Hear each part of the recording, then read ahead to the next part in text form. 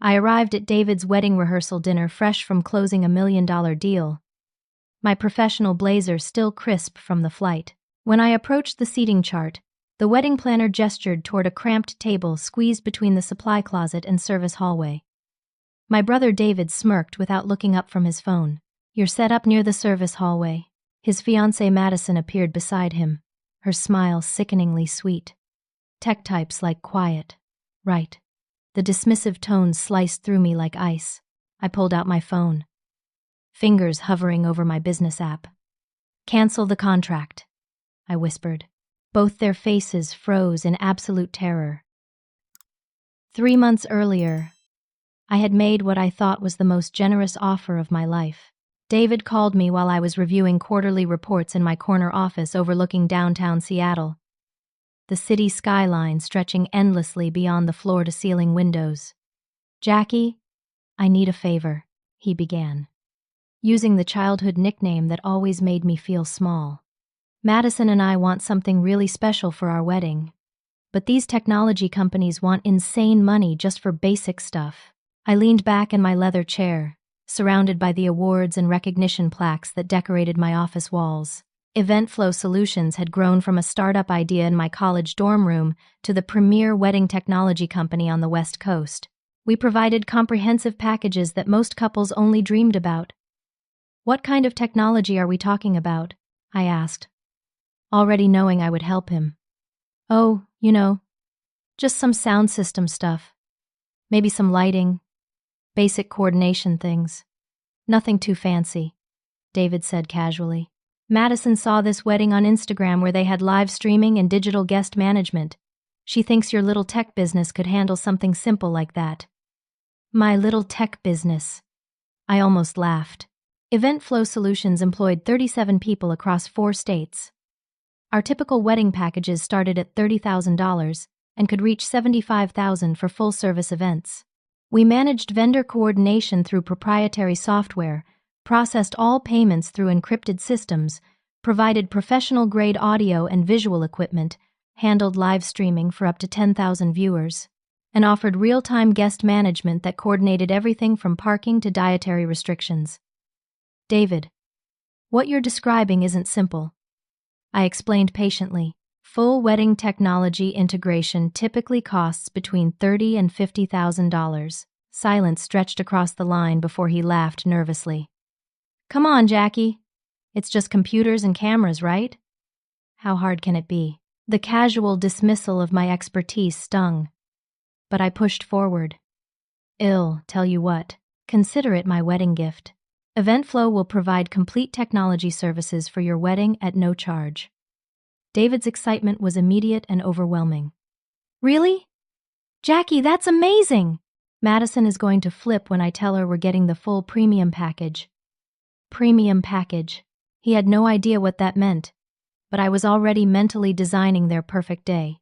Complete vendor coordination, professional lighting design, 4-camera live streaming setup, digital guest management, payment processing for all vendors, real-time communication systems, backup power supplies, and a team of 12 technicians to ensure flawless execution. I spent the next 2 weeks creating a custom package specifically for their needs. Ryan, my business partner and head of operations, questioned the decision during our weekly strategy meeting. "Jackie, you're basically giving away a $60,000 package," he said, scrolling through the detailed proposal on his tablet. "This level of service includes vendor management for 37 different suppliers, complete audio-visual integration, and live streaming capabilities for 500 remote guests. Are you sure your brother understands the scope of what you're offering?" Sarah, my lead technician and systems coordinator, looked up from her laptop where she was reviewing the venue specifications. "The Riverside Manor is a complex location. Well, need to install additional networking infrastructure just to handle the digital load. The venue's existing systems can't support professional-grade streaming." I nodded, watching them work through the logistics that would make David and Madison's wedding unforgettable. Their family. The money doesn't matter. What I didn't anticipate was how that generosity would be received. When I presented the comprehensive service package to David and Madison 2 weeks later, Their reaction was lukewarm at best. "This seems overly complicated," Madison said, barely glancing at the detailed proposal Ryan had spent hours perfecting. "We just want basic stuff.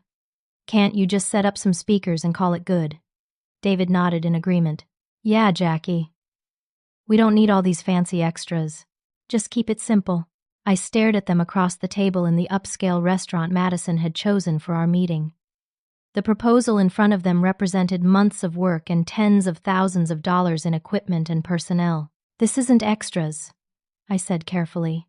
"This is what modern wedding technology looks like. Vendor coordination alone saves you hundreds of hours of planning." Madison waved her hand dismissively. "I'm sure it's fine. Just do whatever you think is best. We trust your little operation." My little operation. The company that had been featured in Wedding Technology Quarterly. The business that had coordinated events for Fortune 500 executives and celebrity clients. The operation that had received the Innovation in Event Technology Award 3 years running. Over the following weeks, I threw myself into planning their perfect wedding. I coordinated with the caterer to ensure dietary restrictions were properly managed through our digital system. I worked with the photographer to establish optimal lighting conditions that would complement both professional photography and live streaming. I arranged backup generators to ensure power stability. I designed a custom mobile application that would allow guests to share photos, access venue information, and communicate with each other seamlessly. The irony wasn't lost on me. While I was orchestrating every detail of their dream wedding, David continued to treat me like his little sister who played with computers.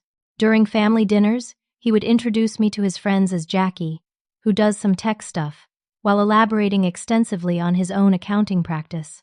His accounting practice that, as I would later discover, was struggling to stay afloat. Madison was equally dismissive, often referring to my contribution as Jackie's little tech setup when discussing wedding plans with her friends. She had no idea that the free services she was receiving would typically require a deposit larger than most people's car payments. The week before the wedding, my team began arriving at Riverside Manor to start installation. Sarah supervised the networking infrastructure, while our audio-visual specialists positioned cameras and lighting equipment. Marcus, the venue coordinator, expressed amazement at the scope of our setup. "In 30 years of wedding coordination, I've never seen anything this comprehensive," he told me as we watched technicians calibrate the live streaming equipment. Most couples would be thrilled to have even a fraction of these services. But David and Madison weren't most couples. They were family, and despite their casual dismissal of my expertise, I was determined to give them a wedding day they would never forget. I just had no idea how unforgettable it would become. The rehearsal dinner was held at the Manor's elegant pavilion, where golden string lights cast warm shadows across the gathered family members. I watched David and Madison from across the room, noting how effortlessly she commanded attention while he seemed increasingly anxious. My cousin Emma approached with 2 glasses of champagne, her expression thoughtful. "You outdid yourself with this wedding setup, Jackie. The technology integration is incredible. Thanks, Em. I wanted everything to be perfect for them." Emma lowered her voice, glancing toward David. "Have you noticed how stressed he's been lately? Last month at Mom's birthday party, he seemed really worried about something." I followed her gaze to where David stood near the bar, checking his phone repeatedly with a furrowed brow. "Wedding planning stress, probably. This whole event is pretty elaborate, maybe," Emma said slowly. "But he mentioned something about work being challenging. His accounting firm hasn't been getting new clients like they used to." Before I could respond, Madison's voice cut across the pavilion, sharp and commanding. "David, stop checking your phone. This is supposed to be our celebration." I winced at her tone. But David immediately put his phone away, offering her an apologetic smile that seemed forced. Later, while helping coordinate the seating arrangements with Marcus, I overheard Madison on a phone call near the garden entrance.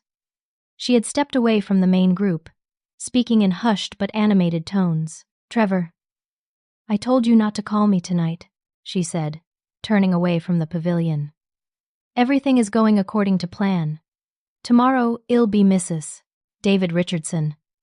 And then we can move forward with our timeline. Something cold settled in my stomach. Trevor?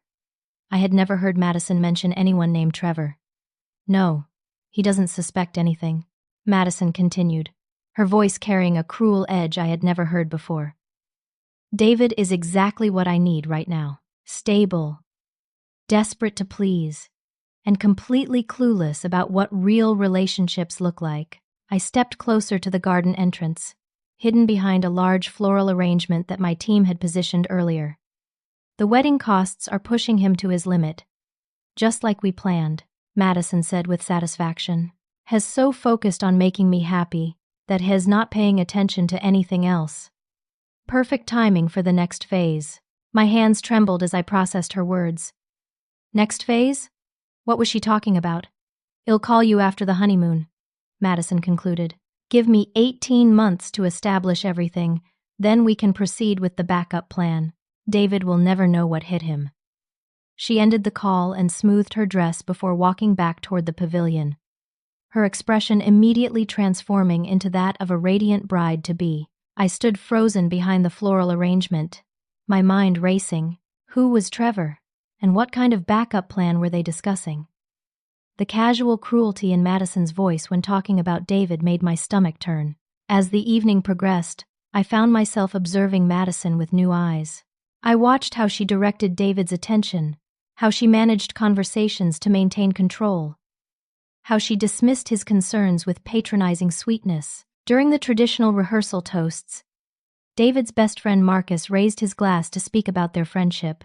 David has always been the most loyal person I know, he said warmly. He would do anything for the people he loves.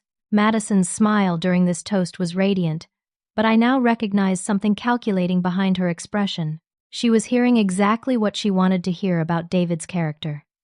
When it was Madison's turn to speak, she stood gracefully and addressed the gathered family and friends. I can't wait to become part of this wonderful family, she said, her voice perfectly pitched for maximum emotional impact. David has shown me what true partnership looks like. Partnership. The word felt hollow after what I had overheard. Later, while reviewing final logistics with Sarah, I mentioned my concerns about Madison's phone call. Family dynamics can be complicated, Sarah said diplomatically. But tomorrow is about David's happiness. Whatever else is going on, that's what matters. She was right, of course. But I couldn't shake the feeling that David's happiness was exactly what was being threatened. As the evening wound down, I found myself standing near the venue's main entrance with Judge Patricia Williams, a longtime family friend who had known David and me since childhood. Your brother seems nervous, she observed, watching David help Madison into their car. More nervous than typical pre-wedding jitters. You think so? Patricia nodded thoughtfully. I've seen a lot of couples over the years, honey. David looks like someone carrying a burden that's too heavy for him. What do you mean? Financial stress? Maybe? Wedding expenses can strain even successful couples. And between you and me, I've heard Madison can be quite demanding when it comes to getting what she wants. The casual comment hit like a lightning bolt. You've heard that? Patricia looked uncomfortable. Small town. Gossip. Mostly. But Madison has a reputation for expensive tastes and short-term relationships. Before David, she was engaged to someone else. That engagement ended abruptly when her fiancé's family business encountered financial difficulties. My blood ran cold. Another engagement that ended when money became tight? This couldn't be a coincidence. Patricia. Do you remember the name of her previous fiancé? She thought for a moment. Trevor something. Trevor Mitchell, maybe? He was a lawyer, I think. Trevor. The same name I had heard during Madison's phone call. As I drove home that night, pieces of a disturbing picture began forming in my mind. Madison's expensive wedding demands despite David's financial stress. Her dismissive attitude toward his concerns. The mysterious phone call with someone named Trevor, who shared her previous engagement history. The calculated way she managed David's emotions and responses. Tomorrow was supposed to be David's happiest day. Instead, I was beginning to suspect it might be the day his life fell apart completely. But I had no proof of anything beyond an overheard phone call and growing suspicions. How could I warn my brother about something I couldn't definitively prove? And would he even believe me if I tried? The questions haunted me through a sleepless night. While across town, my team was putting finishing touches on what might be either the wedding of David's dreams or the most expensive mistake of his life. The morning of the wedding brought crisp October air and golden sunlight that streamed through the manor's windows. I arrived at 6 a.m. to supervise final preparations, expecting everything to run smoothly with our comprehensive coordination systems. Instead, I walked into chaos. Kelly, our vendor coordination specialist, met me at the entrance with a clipboard full of red flags and a deeply concerned expression. "Jackie, we have serious problems," she said, her voice tense. "I've been trying to process final vendor payments through our system since 4 this morning, and multiple transactions are being declined." I felt my stomach drop. "What do you mean, declined?" David's credit card for the catering balance was rejected twice. The florist called at 5:30 saying their payment didn't go through yesterday as promised. The photographer's backup payment method also failed processing. We walked quickly toward the bridal preparation area, where I had set up a temporary command center for managing the day's logistics. "How much are we talking about?" I asked, pulling up our payment management system on my laptop. Kelly consulted her notes grimly. "Catering balance is $8,700. Florals are $4,200. Photography remaining balance is $3,500. Those are just the immediate crisis payments due this morning."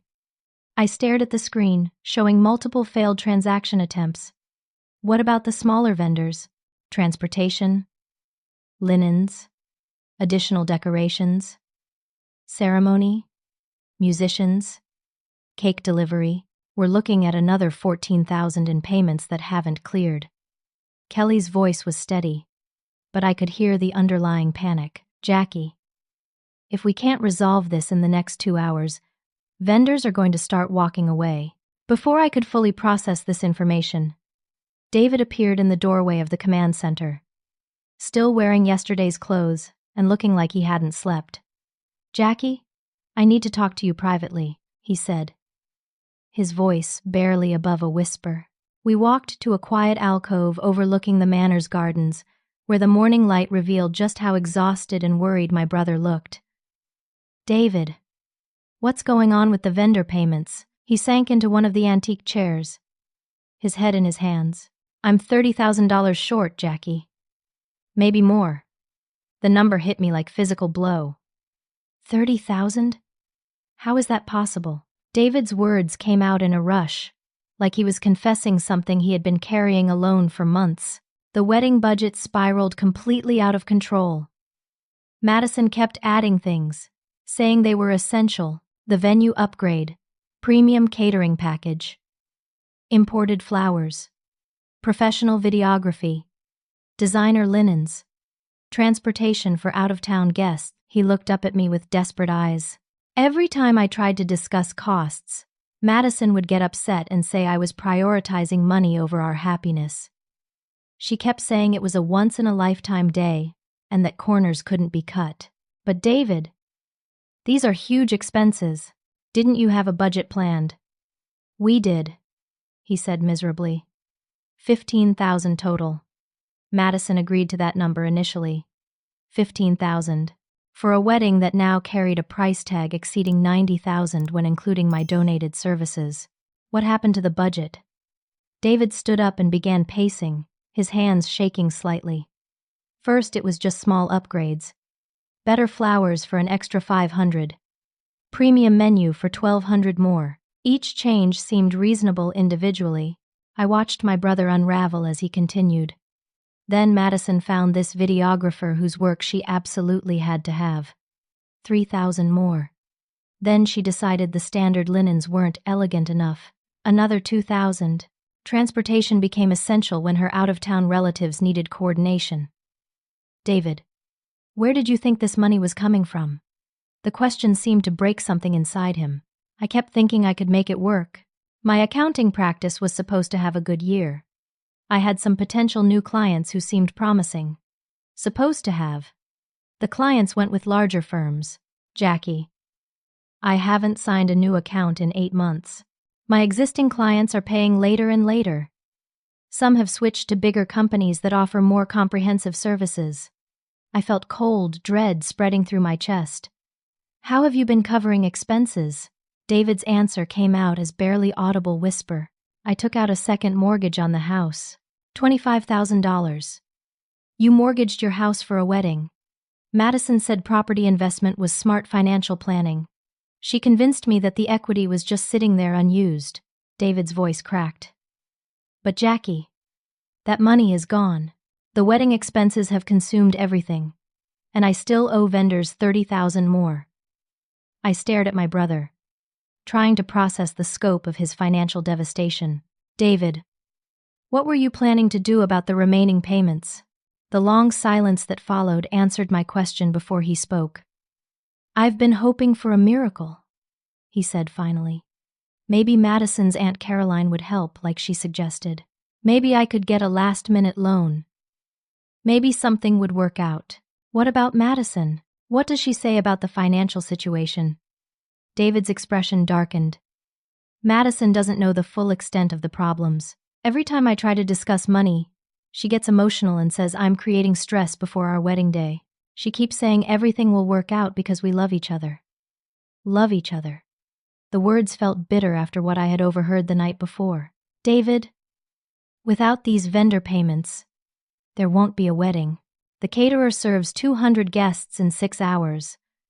The florist is threatening to remove arrangements if payment doesn't clear by noon. My brother looked at me with desperate hope. Jackie, could you possibly spot me the money? I know it's a huge amount. But I promise, Till pay you back monthly. I have a payment plan figured out that could work over 18 months.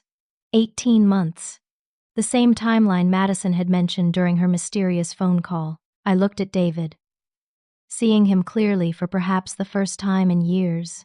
My successful, confident older brother had become a man drowning in debt, manipulated by someone who was systematically destroying his financial stability. David, I need to ask you something directly. Are you absolutely certain Madison is the right person for you? His defensive response was immediate and predictable. Jackie, I know Madison seems demanding, but she just wants our day to be special. She loves me, and she's excited about building a life together. Building a life together. If only he knew what kind of life Madison was actually planning. While David returned to the main preparation areas, I remained in the garden alcove, my mind racing through possible solutions to the financial crisis. That's when I noticed movement in the pavilion below, where someone unfamiliar was setting up what appeared to be additional seating. A tall man in an expensive suit was directing the placement of chairs, speaking with confident authority to the venue staff. I didn't recognize him from the guest list, but he moved with the familiarity of someone who belonged at the wedding. I made my way down to the pavilion, approaching Marcus, who was overseeing the setup. Marcus, who's the gentleman directing the seating arrangements. Marcus checked his coordinator notes with a puzzled expression. Trevor Mitchell, Hez, apparently a surprise guest, that the bride arranged, said he was an old family friend who wanted to help with last-minute details. Trevor Mitchell, the name from Judge Patricia's story about Madison's previous engagement. The same Trevor from last night's phone call. I felt my pulse quicken as pieces began connecting. Did Madison specifically request his help with wedding logistics? She insisted he be given access to vendor coordination areas, Marcus said. Mentioned he had experience with event planning and could assist with final preparations. Experience with event planning, or experience with something else entirely. I positioned myself near the garden pavilion where I could observe Trevor while appearing to review technical equipment. Within minutes, Madison appeared, and their interaction confirmed my worst suspicions. Everything is proceeding perfectly, Madison said, her voice carrying the same calculating tone I had heard during her phone call. David is completely overwhelmed with financial stress, exactly as we anticipated, Trevor nodded, consulting something on his phone. The timeline is optimal. Married today, financial dependency established. Then we can implement the exit strategy within 18 months as planned. I felt sick listening to their casual discussion of my brother's manipulation. What about the financial documentation? Trevor asked. Madison smiled coldly. I've been collecting evidence of his poor financial decisions for months. The second mortgage, the vendor payment failures, the credit card debt. When I file for divorce, I'll claim he hid the extent of his financial problems and that I was deceived into marriage. And the gambling addiction angle. Perfect cover story, Madison agreed. His recent casino visits for my friend Sarah's bachelorette party will support the narrative that he has a secret gambling problem that's destroying his finances. I realized with growing horror that they were discussing David's casino visits from 2 months ago, when he had accompanied Madison's friends for what I thought was normal wedding party celebration. The property division will be straightforward, Trevor continued. Under Texas law, I can argue that his premarital debt should be considered separate, but any assets acquired during marriage are community property subject to equal division. Trevor was a lawyer. Of course he was. What about his sister's wedding contribution? Madison asked.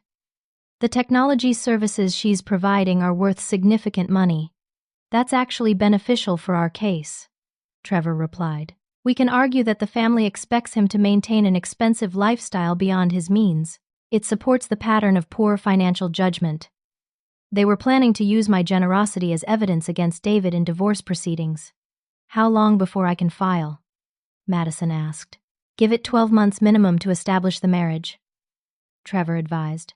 Document any continued financial stress. Collect evidence of his inability to provide stability. Then proceed with dissolution, citing irreconcilable differences and financial incompatibility. Madison laughed. A sound devoid of warmth or affection. David is so pathetically grateful for any attention. He actually believes I love him. What about today? Any concerns about getting through the ceremony? None whatsoever, Madison said confidently. David is so desperate to avoid embarrassing me that he'll find a way to make the payments work, even if he has to borrow from family or liquidate what's left of his assets. I realized they were counting on David's humiliation and desperation to drive him deeper into financial ruin. Trevor, I have to admit something, Madison continued, her voice dropping to almost a whisper. Sometimes I feel slightly guilty about how trusting he is. Guilt is a luxury you can't afford, Trevor replied firmly. David Richardson made his choices. He chose to overextend financially for a wedding he couldn't afford. He chose to make financial decisions without proper planning. We're simply capitalizing on his poor judgment. You're right, of course. Madison agreed. Besides, this marriage will give me legal protection and financial stability while I establish my social media platform. The divorce settlement will provide startup capital for my influencer business. Her influencer business. Madison was planning to use David's assets to fund her career ambitions while destroying his financial future in the process. What about emotional attachment? Trevor asked. Any risk you might actually develop feelings? Madison's laugh was sharp and cruel. For David? Trevor, look at him. He's weak, financially irresponsible, and completely lacking in ambition. His idea of success is a small accounting practice in a suburban office park. I thought about David's pride in his work, his genuine care for his clients, and his belief in building something meaningful through honest effort. The only thing David has going for him is his trusting nature, Madison continued, which makes him perfect for this arrangement. He'll sign whatever documents I present, agree to whatever financial decisions I suggest, and never question my motives. And if he discovers the plan, he won't, Madison said with confidence. David sees what he wants to see. Right now, he wants to see a woman who loves him enough to marry him despite his financial problems. He's so grateful for that fiction that he'll ignore any evidence to the contrary. I realized I was witnessing the systematic deconstruction of my brother's life by someone who viewed his love as a weakness to exploit. As Madison and Trevor concluded their conversation and moved toward different areas of the venue, I remained hidden in the garden, my hands shaking with rage and my mind racing through possibilities. David was walking into a trap that would destroy him financially and emotionally. But how could I convince him without proof? And did I have the right to shatter his happiness on his wedding day based on an overheard conversation? Then I remembered my phone and realized that this conversation had been taking place within range of my recording app that I always kept ready for business meetings. I checked the recording. Crystal clear audio of every word. Madison had just provided me with all the evidence I needed to save my brother's life. The question now was, what to do with it? The morning sun disappeared behind massive thunderclouds that rolled across the Texas sky like an ominous warning. By 10 o'clock, the Weather Service was predicting severe storms with potential tornado activity, forcing us to relocate the entire outdoor ceremony to the manor's indoor ballroom. The timing couldn't have been worse. Sarah appeared at my command station, her expression grim. "Jackie, we have multiple critical situations developing simultaneously." I looked up from my laptop where I was trying to coordinate emergency vendor payments while rerouting our entire technical setup. "Talk to me." "The indoor ballroom requires complete reconfiguration of our audio-visual systems," Sarah explained quickly. "We need to relocate 6 cameras, redesign the lighting setup, and install additional networking infrastructure to support live streaming from the new location."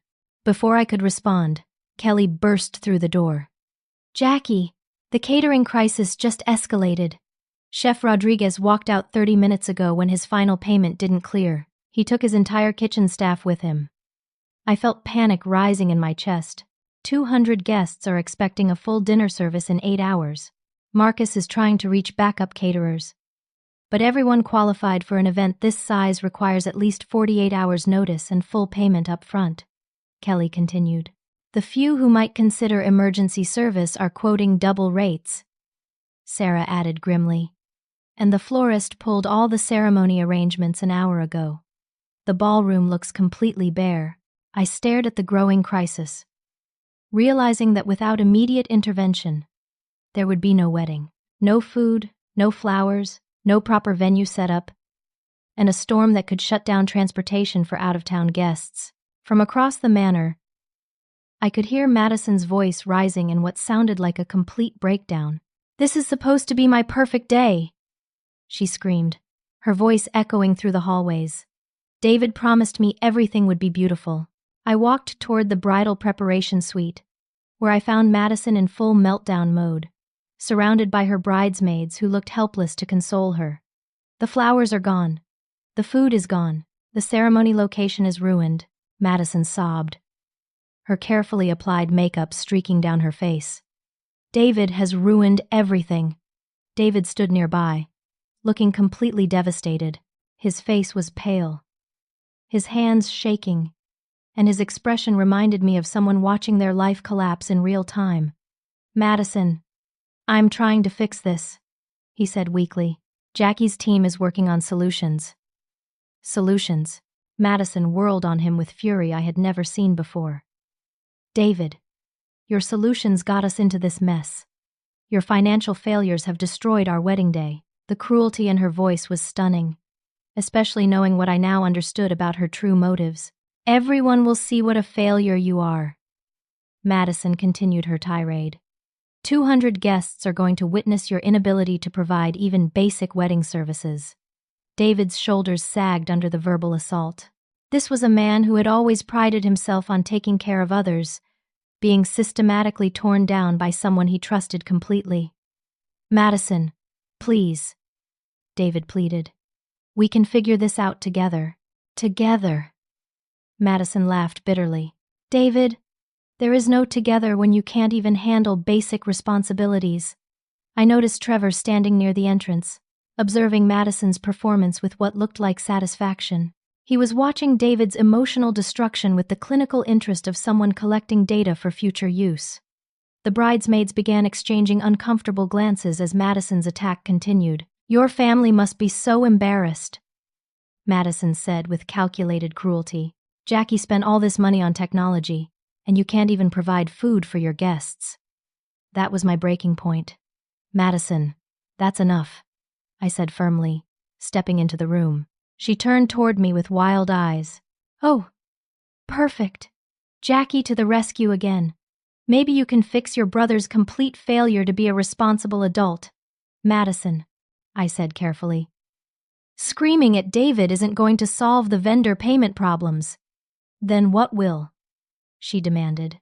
Because right now, it looks like there's going to be no wedding, no reception, and no marriage, because David can't handle basic financial planning. The room fell silent as everyone absorbed the magnitude of the crisis. David looked at me with desperate hope. Jackie, is there anything your company can do? Any emergency services or backup vendors? I realized that this was the moment of truth. I could save the wedding, protect David from immediate humiliation, and allow him to marry someone who was planning to destroy his life. Or I could let the natural consequences of this situation force a different outcome. David, I said slowly, saving this wedding would require immediate payment of $37,000 to emergency vendors, plus additional costs for weather-related changes. The number hung in the air like a death sentence. Madison stared at me in shock. $37,000? Today, emergency catering for 200 guests, expedited floral arrangements, overtime charges for venue reconfiguration, and backup transportation coordination, I explained.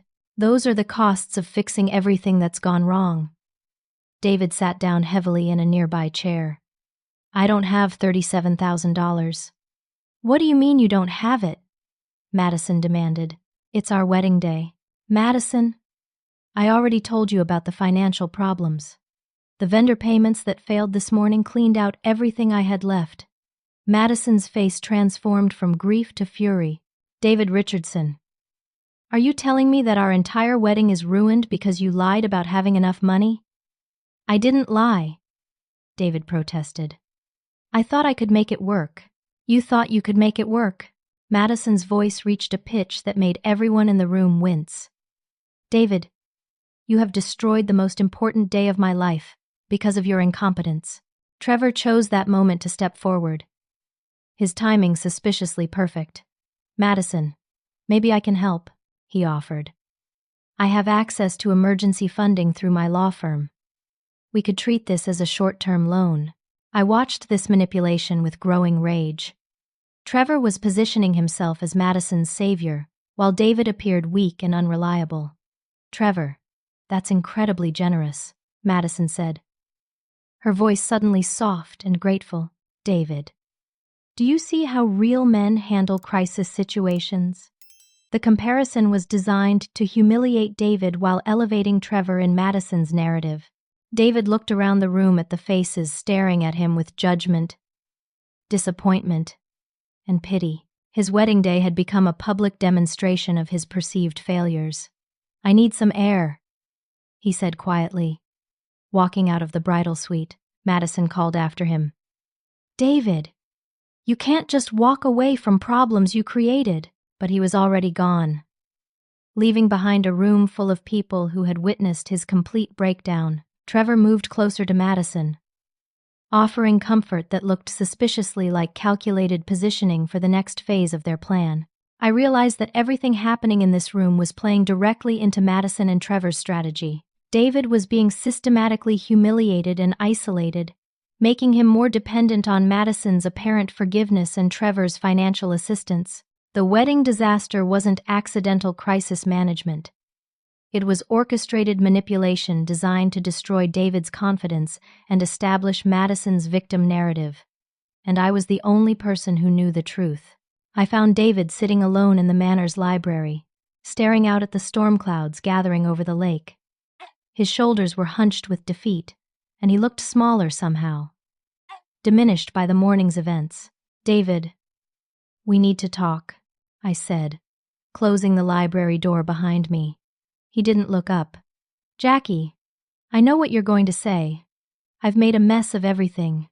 Actually, that's not what I was going to say at all. I sat down across from him, my phone in my hand. What I'm going to say is that you're being systematically manipulated and financially exploited by someone who has never loved you.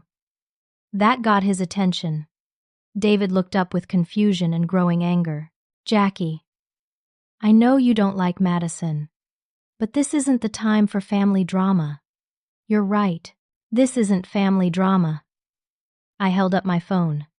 This is documented evidence of fraud. I pressed play on the recording I had made of Madison and Trevor's conversation. David's expression changed from confusion to disbelief to horror as he listened to his fiancée casually discuss their 18-month exit strategy and her backup plan for divorce proceedings. When the recording ended, David sat in stunned silence for several minutes. "That can't be real," he said finally, his voice hollow. "David, I recorded this 2 hours ago in the garden pavilion. Madison and Trevor planned this entire situation." "Trevor? Who is Trevor?" "Madison's ex-fiancé, a divorce attorney who specializes in asset seizure." I showed David the photos I had taken of Trevor directing wedding preparations. "Has been here all morning, positioning himself as Madison's helpful friend while watching you fall apart." David stared at the evidence, his face cycling through emotions I couldn't even identify. The financial problems, the vendor payment failures, the expensive wedding demands. I continued. "Madison pushed you into debt deliberately. She needs you financially dependent and emotionally desperate to make her plan work." "But she loves me," David said weakly, clinging to the fiction that was crumbling around him. "David, did you hear what she said about you? About your character, your appearance, your ambitions? Does that sound like love?" The truth was finally sinking in.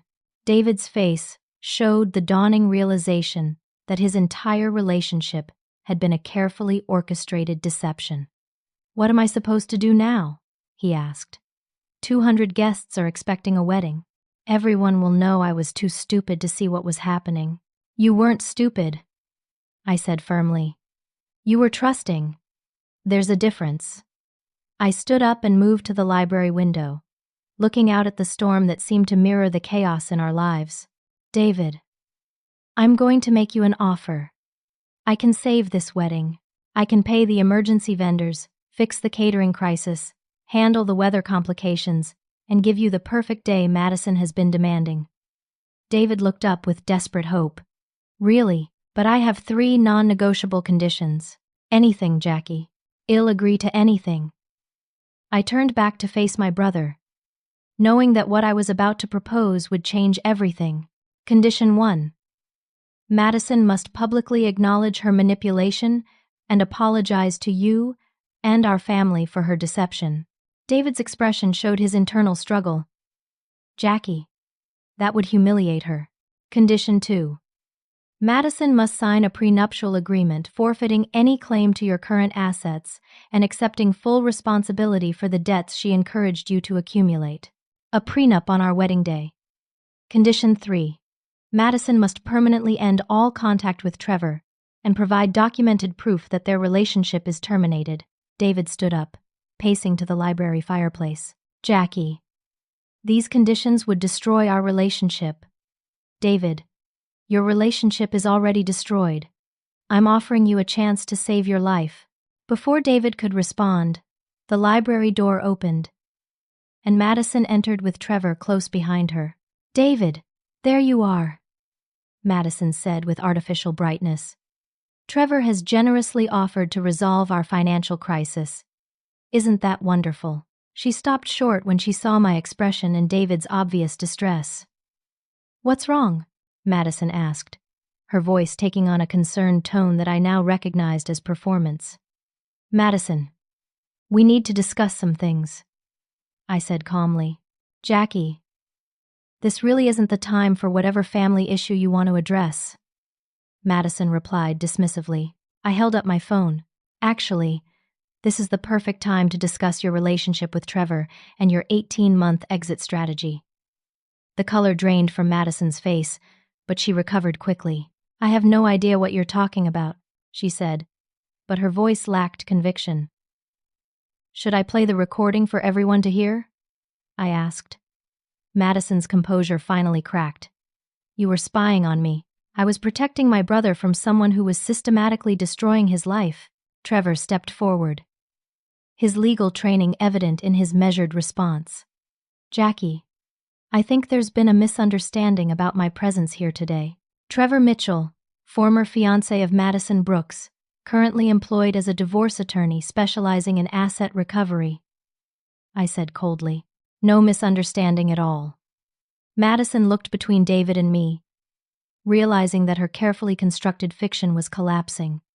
David, whatever Jackie thinks she heard, you have to believe that I love you, Madison said. Reaching for his hand, David stepped away from her touch.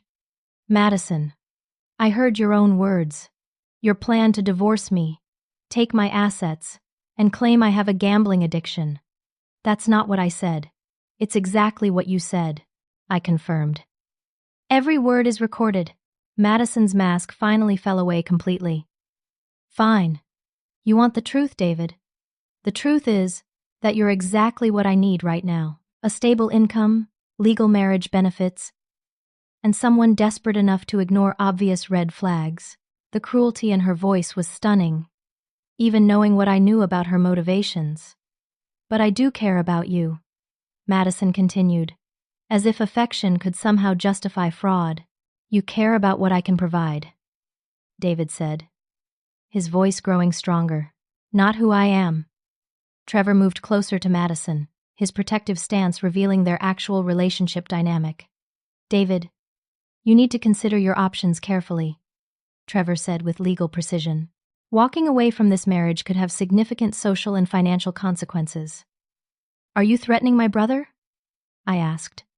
I'm simply pointing out reality, Trevor replied. David has significant debts that will need to be managed regardless of what happens today. I realized Trevor was trying to maintain psychological pressure on David even as their plan fell apart. Actually, Trevor, David's options are much better than you're suggesting, I said, especially once Madison signs documentation acknowledging her manipulation and forfeiting any claims to his assets. Madison laughed harshly. You think I'm going to sign away my rights because of some recording you made?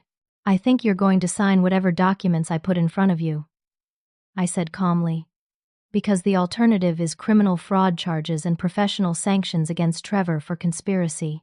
The room fell silent as everyone absorbed the implications. Madison looked at Trevor, who was rapidly calculating legal risks and professional consequences. Madison, we need to consider our position carefully, Trevor said. For the first time, Madison appeared genuinely frightened. The confident manipulator was being forced to confront the possibility of real consequences. David, I said, turning to my brother, you have 30 minutes to decide. I can save this wedding under my conditions, or you can walk away from Madison and Trevor with my full support. What if I choose neither? David asked.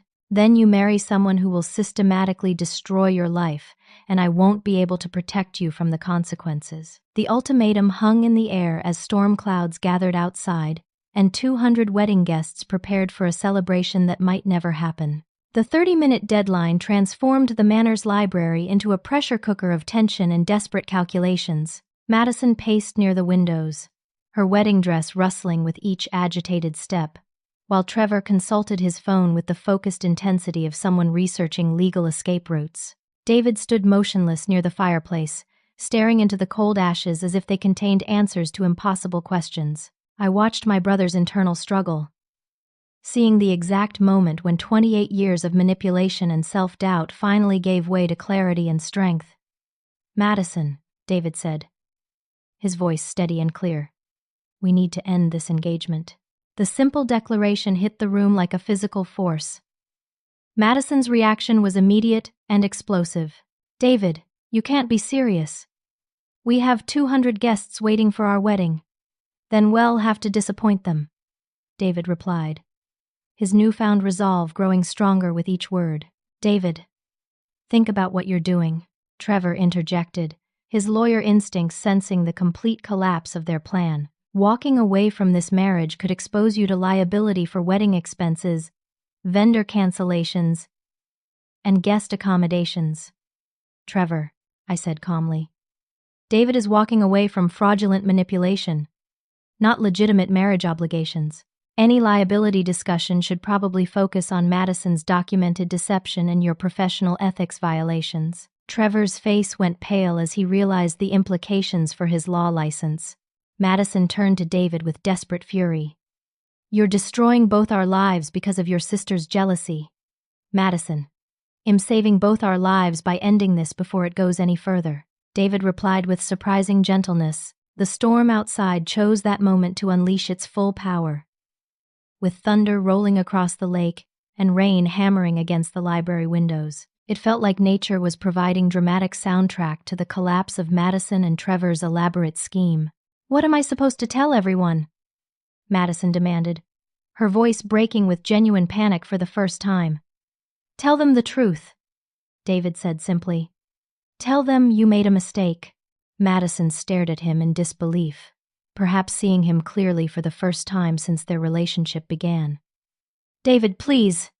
She tried one final manipulation, her voice soft and pleading. We can work through this.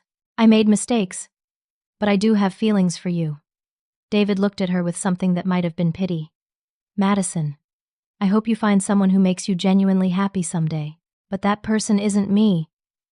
And I'm not the person you need. The maturity and kindness in his response seemed to break something fundamental in Madison's composure. She burst into tears that appeared real for the first time all weekend. Trevor moved to comfort her, revealing their actual relationship dynamic to anyone still harboring doubts. David, I said, what do you want to do about the guests and the venue? David straightened his shoulders, looking more like himself than he had in months. I want to transform this into something positive.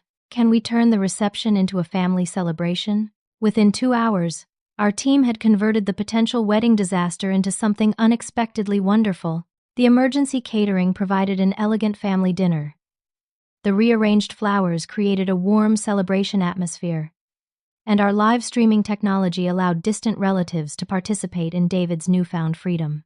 I watched my brother address our assembled family and friends with honesty and grace that commanded respect. Thank you all for traveling here to support what we thought was going to be my wedding, David said, his voice carrying across the transformed ballroom. Instead, you're here to witness something even more important. Me learning to value myself enough to walk away from a relationship that wasn't built on honesty. The response was overwhelmingly supportive. Family members who had harbored doubts about Madison finally felt free to express their concerns. David's friends praised his courage to make such a difficult decision. Our cousin Emma approached me during the celebration dinner. Jackie, I've never seen David look so relieved. It's like he's finally breathing again. She was right. The stress and anxiety that had shadowed David for months had lifted, replaced by something that looked like genuine peace. Sarah, my lead technician, found me later in the evening as we were coordinating equipment breakdown. Jackie, your brother seems like a genuinely good person, she said thoughtfully. I looked across the room to where David was helping elderly relatives navigate the buffet line, his natural kindness evident in every interaction. He is, I agreed. He just needed to remember that about himself. Would you mind introducing us? Sarah asked with a smile that made me realize this day might hold even more positive developments than I had anticipated. 6 months later, David's transformation was complete and remarkable. His accounting practice had not only recovered but expanded, thanks partly to referrals from my business network and mostly due to his renewed confidence and focus. He and Sarah had developed a relationship built on mutual respect, shared values, and genuine compatibility. Watching them together was like seeing the difference between manipulation and authentic connection. Madison's attempted social media campaign to portray herself as the victim of wedding day betrayal backfired spectacularly when several people came forward with their own stories of her manipulative behavior. Trevor faced professional sanctions from the Bar Association for ethical violations related to his role in the scheme. The most satisfying outcome was David's personal growth. He had learned to trust his instincts, set healthy boundaries, and recognize his own worth. The financial recovery took time, but the emotional healing happened surprisingly quickly once he was free from Madison's influence. My own business benefited unexpectedly from the positive publicity surrounding our wedding save. The story of transforming a crisis into a celebration resonated with couples who valued authenticity over perfection. But the most important result was the strengthened relationship between David and me, We had moved beyond childhood dynamics to become genuine partners in each other's lives. As I reflected on the events of that stormy October day, I realized that sometimes the greatest gift we can give someone is helping them see their own strength. David didn't need me to rescue him. He needed me to show him that he was worth rescuing himself. True family loyalty isn't about protecting each other from consequences. It's about standing together against those who would exploit our love and helping each other recognize our own value. The supply closet seating assignment that had seemed like such a profound insult now felt like the catalyst that saved my brother's life. Sometimes being pushed to the margins gives you the perfect perspective to see what really matters. Have you ever had to choose between protecting a family member and allowing them to learn from their own mistakes? How do you balance loyalty with honesty when someone you love is being manipulated? I'd love to hear your thoughts in the comments below. If this story reminded you of the importance of standing up for family, please hit that like button and subscribe for more real-life stories about courage, family loyalty, and finding strength in unexpected places. Share this with anyone who might need a reminder that they're worth fighting for. Thank you for joining me on this journey. And remember, sometimes the people who truly love us are the ones brave enough to tell us the truth, even when it's difficult to hear.